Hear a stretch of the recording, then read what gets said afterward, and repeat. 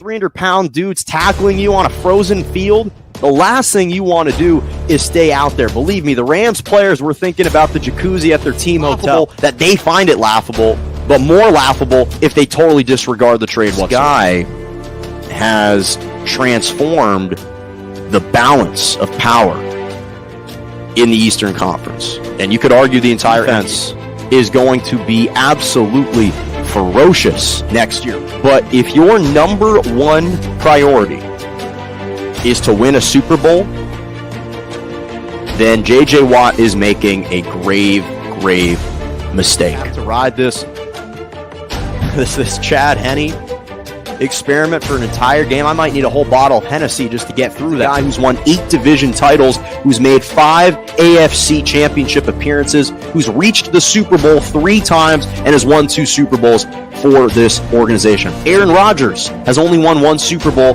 with Green Bay. Drew Brees has only won 1 Super Bowl with New Orleans. There's only 13 quarterbacks in NFL history that have won multiple Super Bowls, and Big Ben is one of those individuals.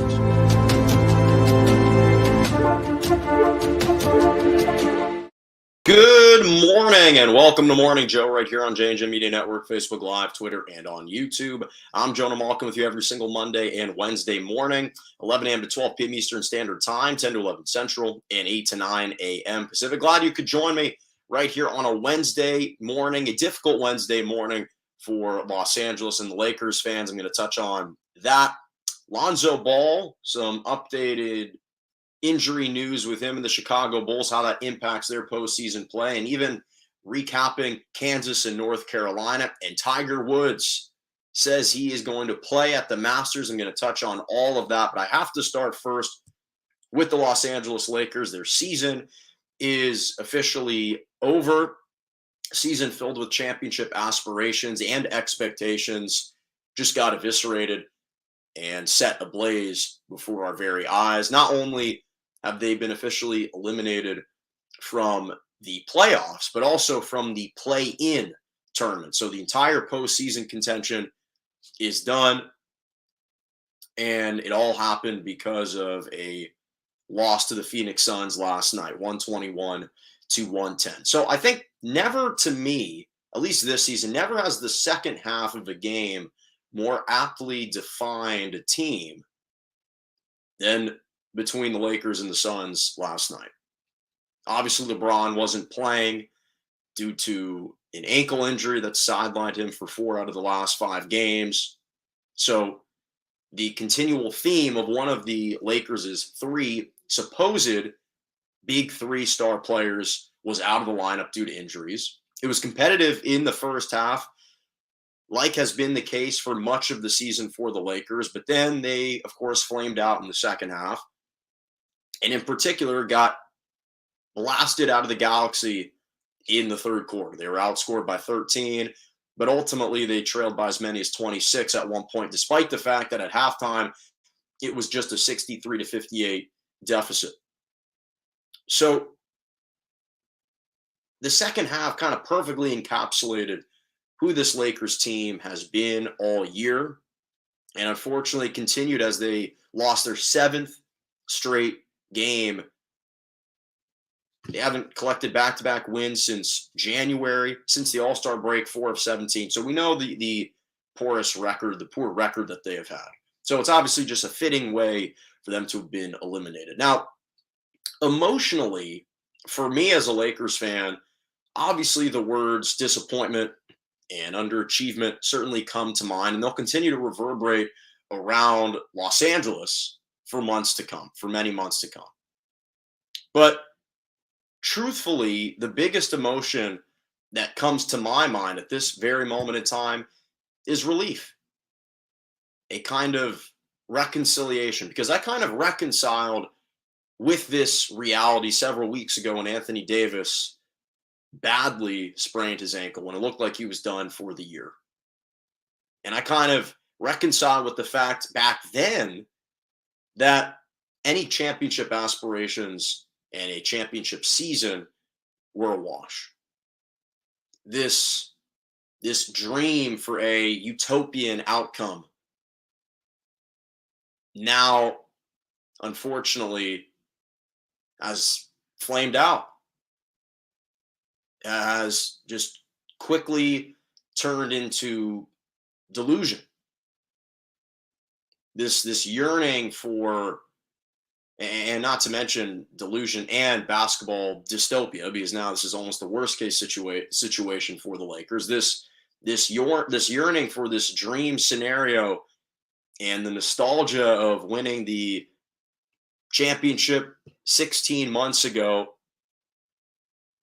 has now turned into a torturously long nightmare that we still haven't been able to wake up from, because the Lakers still have 3 meaningless basketball games left to play. So those are the emotions that are flooding to the forefront right now. I think all Lakers fans probably feel the same way. And when you look at this team and the way that it was comprised, I love Russell Westbrook. And in my mind, he will always be one of the greatest NBA players of all time because of the impact that he's had on the game, what he's brought to the game, how he's elevated the sport. And none of that will change for me, but it doesn't negate the fact that trading for him has proven to be an absolute disaster. The trade was an absolute disaster. Frank Vogel, as much credit as I have given him in the past for helping to lead the Lakers into championship contention with LeBron and AD upon his first arrival, he simply this season wasn't able to inspire or extract the most out of his guys. And it's not just with the outcomes, it's not just in the win-loss column, but with regard to their effort. And he just didn't seem to be able to motivate these guys in a way where they were competing for 48 minutes. We simply did not see it. And I think he's a good coach, and I think he's an NBA worthy head coach, no question about that. But I think you replace him with Ty Lue, and Ty Lue in this situation with this roster, no matter how old it is, no matter how kind of injury riddled they are, I still think he finds a way to lead them to the play-in tournament. That's how highly I think of a guy like Ty Lue. And so, again, for the second consecutive season, injuries did unfortunately derail this team. They played a big factor. The Lakers' big three or supposed big three of LeBron, AD, and Russ combined only play together 21 games this year. They were 11-10 in those games, and the majority of them came in the first 2 months of the season. So they were kind of plagued from the very start. But the point is, I will no longer have any restless nights sleeping because fate has come. And now it's time to move on. It's time to move on. Hopefully I can wake up from this nightmare pretty soon. And I'll start rooting for the LA Dodgers because they've got a lot of talented players. And fortunately in LA, you got a lot of really prosperous major teams. So it's a shame that it had to culminate in that loss last night, but you move on. And transitioning to another team in the NBA that is going to be playing in the postseason, the Chicago Bulls officially stamped their ticket into the postseason last night after their victory, locking up at least a top 6 seed in the Eastern Conference. But Lonzo Ball, who hasn't played a game since January 14th when he tore his right knee meniscus, so he underwent surgery in January and still hasn't played. He suffered another setback, and now it's looking even dimmer that he'll be able to return and play for the Chicago Bulls. And so this is a major blow for the Chicago Bulls because I know in his first season his stats don't necessarily pop off the page. 13 points, 5 rebounds, 5 assists. But unfortunately, an injury like this has kind of been a microcosm for what the Chicago Bulls have been dealing with all season, which is they've shown a lot of promise when full, when healthy, but they haven't been a complete or a whole team for the majority of the season. They've had great potential, but Lonzo's missed, Lonzo has only played 35 games of the year. Zach LaVine has missed 15 games. Caruso has missed almost half the season dealing with a fractured wrist or maybe even a broken wrist, some wrist injury, I forget at the moment. It sidelined him for over 30 plus games. So they haven't been whole for the majority of the year. And the shame is that when they were healthy, they were the number one seed in the Eastern Conference. Now, their only saving grace has been DeMar DeRozan, who has elevated his game to another level. And he's played at moments and for long stretches of this year like an MVP candidate. He's been absolutely sensational. He's been single-handedly kind of keeping this team afloat. He has served as the rock of this team all year. But the reason why the Bulls had been at one point earlier in the season the top seed in the Eastern Conference and why they had made this huge jump and this huge improvement was that, yes, the addition of Alex Caruso helped, but the addition of Lonzo and Caruso defensively elevated this team to another level. And especially Lonzo was the catalyst for that incredible defensive start. Because the first 2 months of the season, the Bulls were a top 5 defensive team. And with Lonzo and Alex Caruso on the floor, they had the 4th best net plus rating in the NBA through the first 2.5 months of the year. With those two guys, Lonzo had been shooting it from three at a career clip, 42.3% from the three-point line. So he was serving to be a tremendous two-way player, a 6'6", defensively long guard, and he was stretching the three. His impact was profound on this team, and this absence for him, it's serving to provide a gaping hole for the Chicago Bulls. They have not been the same team without him. They've still managed to win games, but they haven't posed the same kind of threat. And I've made this claim before, and I know that some of my friends and other people in the media have claimed that it's blasphemy to say this. I've always made the claim this is not just because Lonzo is a UCLA guy, although obviously he curried favor with me because of that reason. I've always believed when it comes to a true point guard that Lonzo is one of the best, truest point guards in the NBA. You can make an argument he's a top 5 true point guard in the NBA. I'm not talking about one of these combo guards like a Steph, like a Dame, like a Ja Morant, Kyrie Irving, Luka Doncic, Trae Young. I'm talking about true point guards like a Chris Paul, like not in this necessarily in this order, although Chris Paul would lead the list, but like a Chris Paul, like a DeJounte Murray, like a Kyle Lowry, like a potentially LaMelo Ball, depending on where you see him, like a Drew Holiday. Lonzo is right in that mix. About top 5, 6, maybe 4. One of those, I think he can get in there as a true facilitator, as a true leader from the point guard position. Someone who can orchestrate and run your offense, execute and get you into sets. That's what Lonzo can do. Now that he has started to come into his own physically, he's not getting bumped off the ball like he did his rookie year by Patrick Beverley in his opener. He can hold his own. He's put on weight. He's improved his shot. He had been a really valuable player and a winning basketball player for the Chicago Bulls. And it's a shame that they don't have him because their chemistry has been inconsistent. They've also been plagued by injuries from the very beginning. They've never had their complete starting lineup full with Levine and DeRozan and Vucevic and Ball. They just hadn't been able to stay on the court together, and then Caruso was gone. So this is a major, major blow because what Lonzo also allowed the Bulls to do was allow DeMar DeRozan and Zach LaVine to not have to take on any of the defensive assignments. When you've got Caruso, when you've got Lonzo Ball, they can take on the perimeter players for opposing teams and just allow DeRozan and LaVine to focus solely on the offensive side of the ball. Now, one of those two guys with Lonzo's absence is going to have to step up on the defensive side, which neither one of those two guys particularly love to do that. And unfortunately, because they've slid to the 6th spot right now, is currently seeded, they would face the Milwaukee Bucks in the first round, which I think would be an absolute nightmare. And I think they would get blown off the court against the Milwaukee Bucks. Now, in fairness, most teams I think would.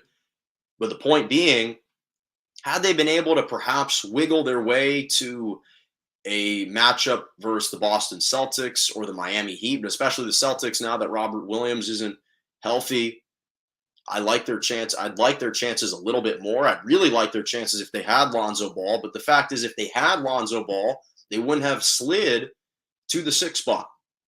They probably would have stayed as a top 4 seed because of that tremendous start at the beginning of the year, and they likely would have won their first round matchup. Now I'm a bit more pessimistic, and I'm not sure if they can even get out of the first round. And that's how big of an impact I think he's had on the season. And it's a shame we're not going to be able to see him, at least as of right now. Perhaps something may change. New reports may surface. I hope that they do. The Bulls obviously hope that it does. But this is a major blow. This is a major blow for the Chicago Bulls. Not what you want to hear. Not what you want to hear. Okay. On a more positive note, I want to transition to golf and the big announcement that came from Augusta yesterday. Tiger Woods announced as of right now he plans on playing in the 2022 Masters tournament. It should be treated like breaking news and shocking news because of what this man has had to endure over the last 14 months. Obviously suffered a major car crash, and by the grace of God, he not only survived, it was extraordinary, it was miraculous that not only did he survive, but he's been able to walk. They didn't have to amputate his leg. He can walk. And now he has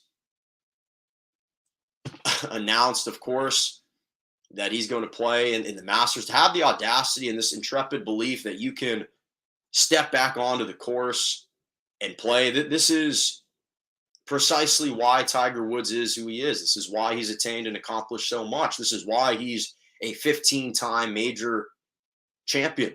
This is why he's won at the Masters 5 times. In fact, it's been 25 years since he won his first major, which came at the Masters in 1997. So, and then obviously most recently in 2019, he made this tremendous comeback, winning at age 43. He's 46. He's 46 now, but he comes back in 2022 with a leg full of plates, rods, or really his legs filled with rods, his ankle filled with plates and screws. And yet he has worked diligently and extremely hard through physical therapy to return to this stage. And it's absolutely miraculous. It is absolutely miraculous and incredible that he is back out here. And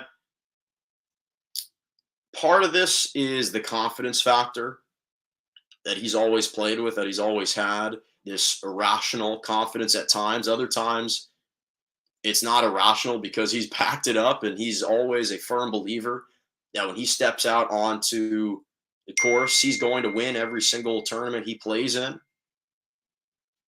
He didn't announce his return to the Masters to simply make a celebrity guest appearance or to simply receive praise and adulation for giving it an effort or giving it a go.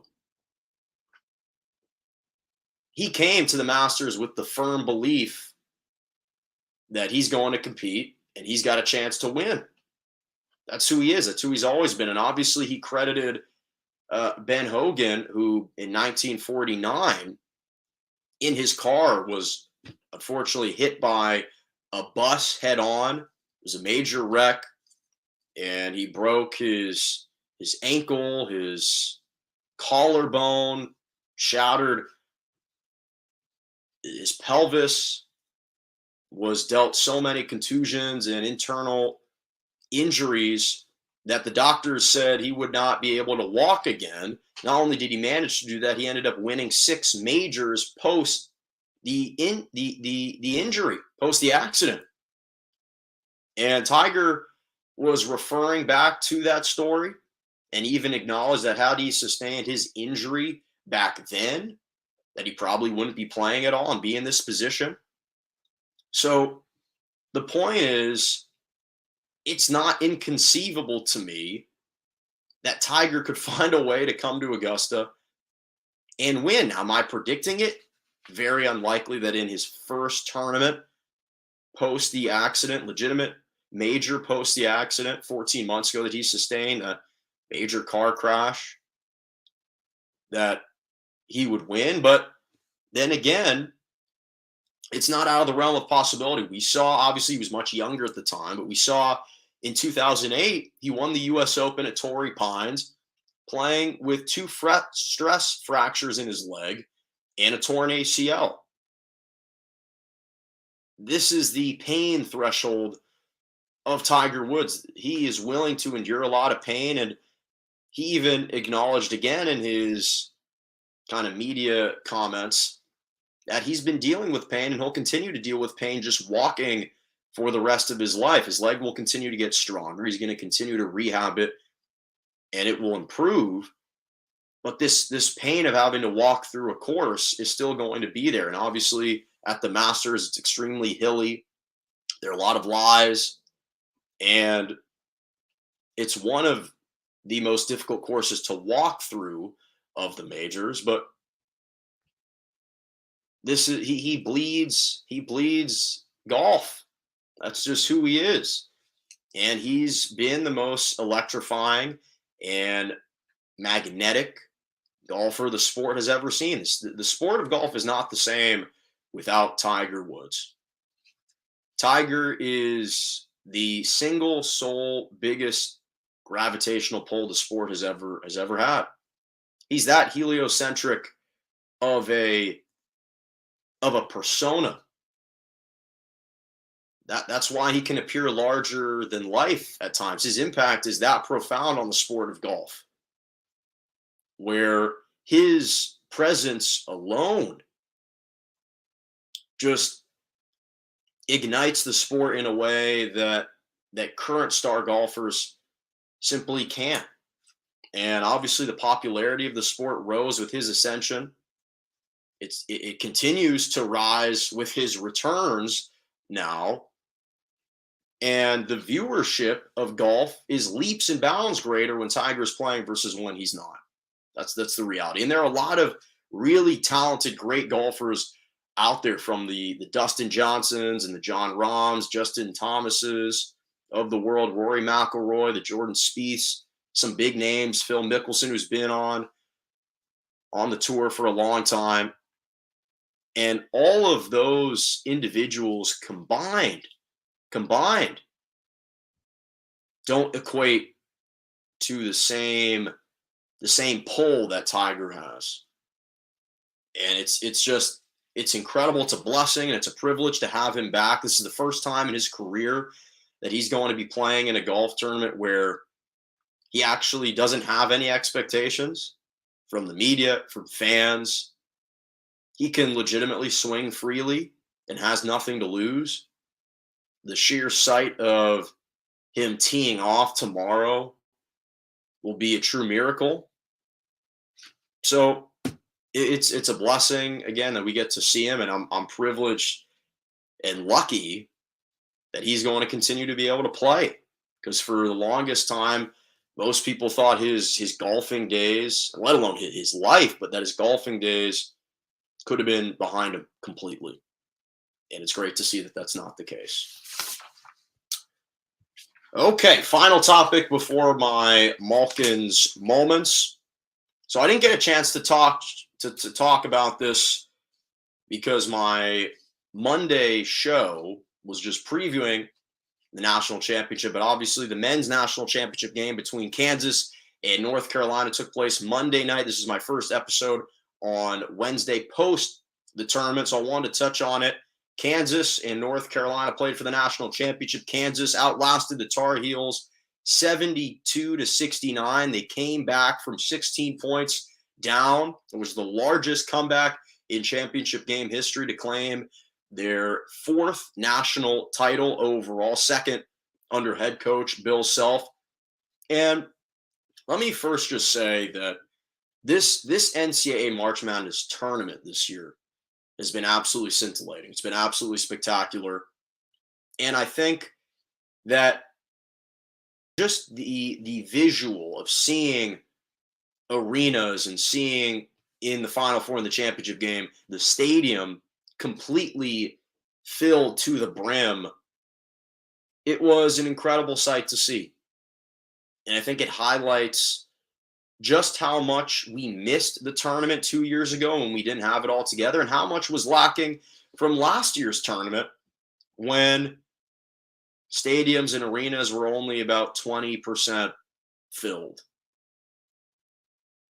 And last year had some great runs and some great games as well, but by evidenced by the viewership of this championship game between Kansas and North Carolina set the record for the most viewers in a men's NCAA title game, averaging 18.1 million viewers. So there was clearly a craving and a yearning for this.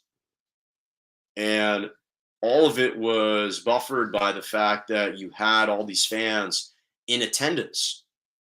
To see a filled arena in a stadium was magical. And I think, as is the case with any sport, en route to winning a championship, you have to be fortunate. You have to have fortuitous bounces, calls, things go your way. You have to avoid the injury bug. And to Kansas's credit, they managed to be the beneficiaries of that. And especially during the Final Four in the championship games. They were the beneficiaries of that. The fact that in the Final Four you get to play Villanova without Justin Moore, the Wildcats' second best player, ruptured his Achilles right before they were set to square off. Then Armando Bacot, the huge presence on the inside for North Carolina. He sprained his ankle against Duke 2 days prior, and then he was still hobbling out there versus Kansas and re-injured it in the final minute. All of the entire accumulation of that injury just allowed Kansas, I think, to come back in that second half. Obviously, Caleb Love even tweaked his ankle as well. So a lot of things went right for Kansas to be able to mount this comeback. Now, to their credit, they managed to overcome it, because truthfully, when you were watching that game, I was thinking North Carolina is the better team. And I think that if all circumstances were equal, if North Carolina were healthy, if they were a little bit more rested, I think they would have won the championship. But the reality of the NCAA tournament is that it's never the case. And Kansas, to their credit, again, they never folded. They never acquiesced. They continued to lock in and stay focused. And their best players stepped up and executed in the second half. They were creating turnovers defensively. They were creating lots of turnovers and transition buckets. Christian Braun had 12 points. Abaji had 12. McCormick was big with a double-double. Then Remy Martin is hitting clutch three-pointers to make significant plays down the stretch. So they managed to prevail, and they earned that national championship. It was very well earned, very well justified. And the reality is, throughout the majority of the tournament, again, with the exception of the championship game, Kansas had been the most complete and had looked like the best team in the tournament. They'd been the most dominant team in the tournament. They really weren't in many dogfights. Providence was a 5-point game, but outside of that, if you exclude Providence in the championship game, they were steamrolling through their competition. And so I'm not going to say it was a fluke or anything. They deserved to win the championship. It was a well-earned award for them, well-earned title. But overall, this entire tournament was extremely thrilling. It was entertaining. And it was an incredible, incredible tournament. But congratulations to Kansas for just finding a way to pull it out, for finding a way to pull it out. And it was fun to watch. It was fun to watch big time shot making throughout the entire game, throughout the tournament, and culminates in a title for the Jayhawks, title number 4. Okay, final topic of the day, my Malkins moments. I have some great Malkins moments for you. So sticking with the NCAA tournament, as I mentioned, Kansas, the Jayhawks, they claimed their program's 4th national championship in school history. The 4 first came in 1952, 1988, then 2008, and 2022. Obviously, the last 2 all came under head coach Bill Self. And the 2022 national championship, the Jayhawks had to erase a 16-point deficit, which was the largest comeback in a national championship game ever. So big congrats to the University of Kansas. The University of Kansas head coach Bill Self became the first Kansas men's basketball head coach to win multiple NCAA titles. Obviously, as I just mentioned, 2008 was the first example of this. That was when he had Mario Chalmers, who hit the desperation 3 to ultimately send the game into overtime against Memphis. Those were the Derrick Rose-led Memphis Tigers, and Kansas ultimately prevailed in overtime 75-68. It was one of the best college basketball games that we've seen, especially in a title game. And then in 2022, Bill Self just won. They beat Carolina 72-69.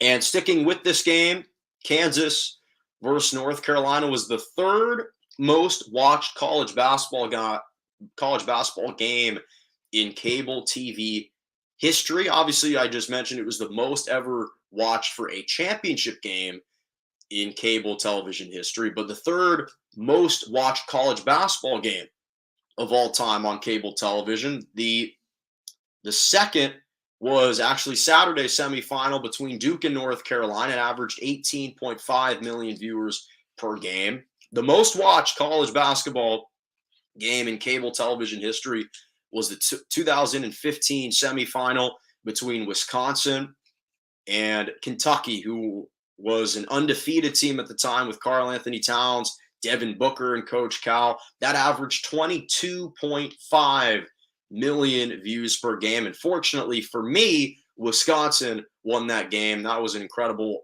semifinal with Frank Kaminsky and Sam Decker. Bo Ryan was still the head coach of the team. You had a young Nigel Hayes, a young Bronson Koenig. There were some big-time shot makers in that game. It was a special game to watch. But again, Kansas, North Carolina, 3rd most watched college basketball game in the cable television era. And finally, the New York Jets. I know what you're thinking. How did the New York Jets make the Malkins moments? They are normally an atrocious franchise, but to their credit, they donated $1 million in relief to Ukraine for the relief efforts.